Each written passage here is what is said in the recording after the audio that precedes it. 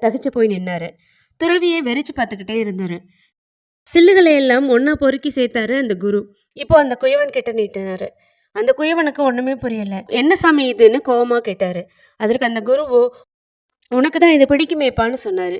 அப்பவும் அந்த குயவனுக்கு எதுவுமே புரியல. குயவனோட குரல்ல ரொம்ப உஷ்ணம் தெரிஞ்சுது. நான் கஷ்டப்பட்டு செஞ்ச பானையை உடைச்சு அதை மறுபடியும் என்கிட்டயே எனக்கே பிடிக்கும்னு சொல்லி குடிக்கிறீங்களே, இது என்ன நியாயம்னு கேட்டாரு அந்த குயவன். அதற்கு அந்த குருவோ, நீ சொல்றது எல்லாம் சரிதான். ஆண்டவன் படைச்ச ஒரு உயிரை கதற கதற வெட்டி கொன்னு பலியிடலாம்னு மட்டும் உனக்கு யார் சொன்னது? இதை இறைவன் வேற மகிழ்ச்சியோட ஏத்துக்குவார்னு சொல்றீங்க. இதை எப்படி நம்புற நீனு? எந்த தாய் தன்னோட குழந்தை கதறதை கேட்டு சகிச்சுக்குவா?